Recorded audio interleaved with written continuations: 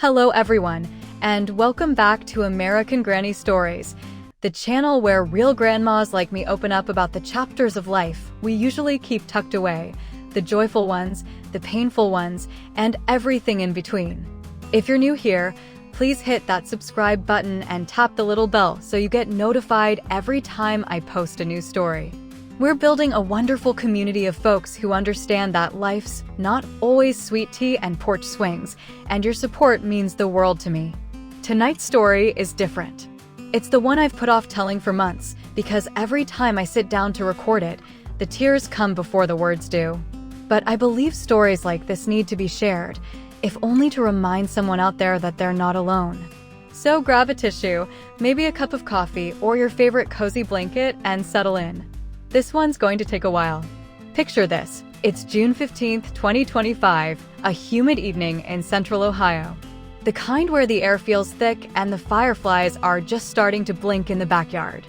I've just finished cleaning up after supper. Slow-cooked pot roast with carrots and onions, creamy mashed potatoes, fresh green beans I'd snapped that afternoon, and apple pie for dessert because it was Tom's favorite. The grandkids, Emma, who's 8 now, and Jack, who's 5, are finally asleep upstairs after their baths and 3 bedtime stories each.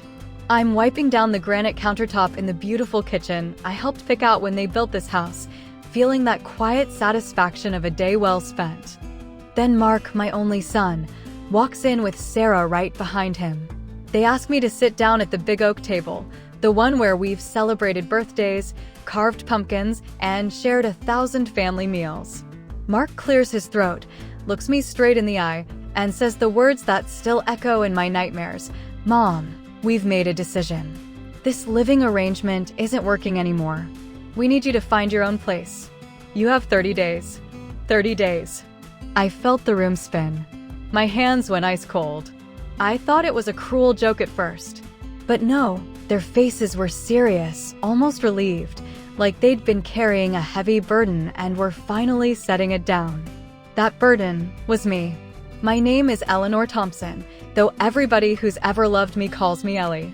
I'm 60 years old as of last month, and I'm recording this from my tiny one-bedroom apartment in a senior living complex in Columbus, Ohio.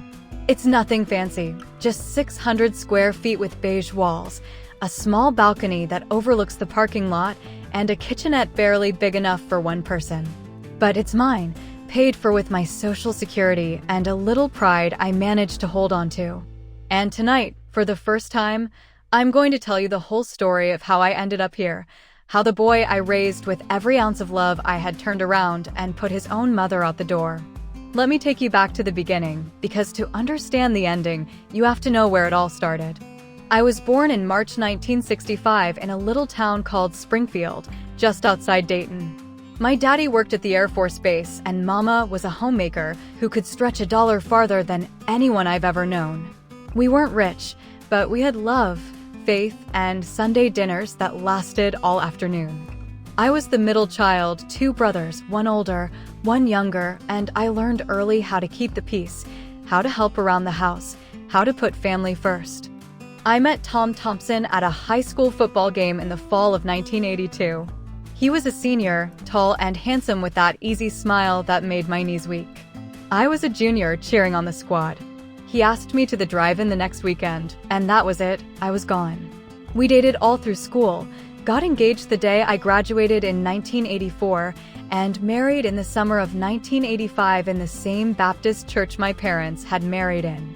Tom got a good job on the assembly line at the General Motors plant in Moraine. Steady work, good benefits, union strong. We rented a little apartment at first, saved every penny, and by 1987 we bought our forever home, a modest 3-bedroom ranch on Maple Street with white siding, blue shutters, and a big maple tree in the front yard that turned fiery red every fall. It needed work, but we fixed it up together. New carpet, painted walls, built a deck in the back. That same year, on September 12, 1987, our son Mark Thomas Thompson came into the world. He was perfect, 10 fingers, 10 toes, a cry that could wake the neighbors. Tom was over the moon, holding that baby like he was made of glass. I stayed home with Mark those first years, rocking him through colic nights, teaching him his ABCs, taking him to library story time. When he started kindergarten, I went back to work part-time at the local library, shelving books and helping with children's reading hour. It was the life we dreamed of. Tom worked hard, overtime shifts, double shifts sometimes, to make sure we never wanted for anything. He'd come home exhausted, covered in grease, but he'd still scoop Mark up for a game of catch in the yard or help me with supper. Weekends were for family, picnics at the park, fishing at the lake, church on Sunday followed by fried chicken at Grandma's. Mark grew up strong and kind, played Little League. Tom coached his team 2 years, made good grades, had friends who were welcome in our home anytime. We weren't perfect. Money was tight some months. We argued like any couple, about bills, about chores, about little things that seemed big in the moment. But we always made up, always put Mark first, always held hands when we said grace at the table. Then came the dark day that changed everything. April 22nd, 2018. Tom was 62. It was a Sunday. We'd gone to church, had pot roast for lunch, ironic, isn't it? And he went out to the car to bring in the groceries. I heard a thud. Ran outside. He was on the driveway, bags scattered, clutching his chest. Massive heart attack. The paramedics worked on him for 20 minutes, but he was gone before they even got him to the hospital. I don't remember much of the weeks that followed. The funeral was packed. Tom was loved by so many. Mark was 31 then, already married to Sarah for 3 years. They were trying for kids, living in a small apartment while saving for a house. Mark held me up that day, promised he'd take care of me. But grief is a lonely road, even when people are around. The house on Maple Street felt like a tomb without Tom. Every corner held a memory. The chair where he'd read the paper, the garage where he'd tinker with the car, the bed that was suddenly too big. Bills piled up. The mortgage was almost paid off, but property taxes, utilities, repairs, it added up. My part-time library job paid $12 an hour, and widow's Social Security helped, but I was dipping into savings just to keep afloat. Mark and Sarah bought their dream home in 2019, a beautiful 4-bedroom colonial in a nice suburb about 20 minutes away, with a big backyard and a finished basement. Emma arrived in late 2019, right before the world shut down with COVID, and Jack followed in 2022. They were struggling too. Daycare costs were insane. Sarah had cut back hours to be home more. Mark's sales job meant travel and commissions that weren't always steady. In early 2020, right as the pandemic hit, Mark called me one night. "Mom, why don't you sell the house and come live with us? We have plenty of room. The basement has a bedroom and bath we can fix up for you. You'll save money. We could use help with the baby on the way and once Emma starts school, and you won't be alone in that big house anymore." It felt like God answering a prayer I'd whispered 1,000 times. I wouldn't be rattling around with ghosts. I'd be useful again, surrounded by little ones who needed their grandma. I could cook, clean, babysit, contribute in ways money never could. I put the Maple Street house on the market in March 2020. It sold quick. People wanted affordable homes away from the city. After paying off the small remaining mortgage and some medical bills from Tom's final days, I had about $40,000 left. I gave Mark and Sarah $10,000 toward finishing the basement suite for the grandkids' play area. I said, paid off my car, cleared some credit cards, and moved in that May with what fit in my old Buick Encore. Clothes, photo albums, my grandma's quilt, Tom's Bible, a few pieces of furniture. The first couple years were honestly magical. COVID kept everyone home, so we were this little bubble of family. I turned the basement into my cozy space, string lights, my rocking chair, pictures everywhere. Upstairs, I was in heaven, holding newborn Emma for hours while Sarah napped, rocking Jack to sleep with the same lullabies I'd sung to Mark, cooking big meals, meatloaf Mondays, taco Tuesdays, spaghetti Wednesdays, fried chicken Fridays, baking cookies, making Play-Doh, finger painting at the kitchen table. I drove Emma to preschool when it reopened, helped with virtual learning during lockdowns, folded endless tiny clothes. When Sarah went back to work part-time remotely, I handled school pickups, snacks, homework. Mark traveled less during the pandemic, So evenings were family time, board games, movie nights with popcorn. I started contributing money too. At first, $400 a month for groceries and utilities. Then $600 when they mentioned rising costs. By 2022, it was $800, then $900. I didn't mind. It was their house, their rules, and I was saving on everything else. No rent, no separate bills. But somewhere around 2023, the shine started wearing off. Little things at first. I'd mentioned that Emma seemed glued to her iPad. Maybe we could do a puzzle instead? And Sarah would say tightly, "Screen time is fine in moderation, Ellie. The experts say so." Or I'd suggest a firmer bedtime routine for Jack, who was going through a phase of stalling till 10 p.m., and Mark would snap, "We're handling it, Mom." I noticed they went out more, date nights, friends' barbecues, leaving me with the kids till midnight sometimes. I'd be exhausted, my niece screaming from arthritis, it runs in the family, but I'd smile and say, "Go have fun, I've got this." Money talks increased. Everything's so expensive now, gas, groceries, the kids' activities. Emma was in dance and soccer, Jack in preschool and swim lessons. I upped my contribution to $1,000 a month, which was nearly 3/4 of my Social Security. My savings dwindled, but I told myself it was temporary. The real fracture came over parenting styles. I was raised in the era of spare the rod, spoil the child. A quick swat on the bottom for defiance wasn't abuse, it was correction, done with love. My parents did it to me, I did it sparingly to Mark, and he turned out respectful and responsible, and I believed it had its place. Modern parenting is different. Timeouts, natural consequences, no physical discipline at all. Sarah and Mark were firmly in that camp. I tried to respect it, but old habits die hard. The incident that broke everything happened in October 2024. I had taken Emma grocery shopping at Kroger, just the two of us, a special grandma day.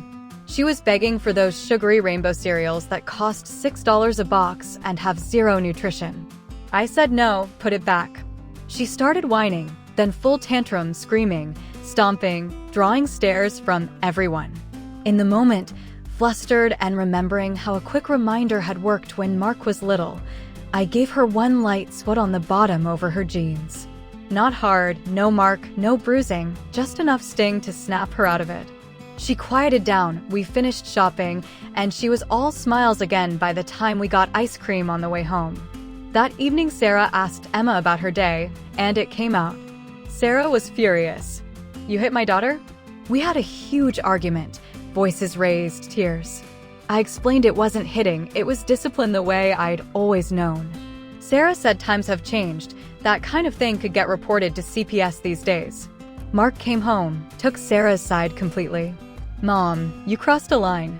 You don't get to parent our kids that way." I was devastated. Apologized profusely. Promised it would never happen again.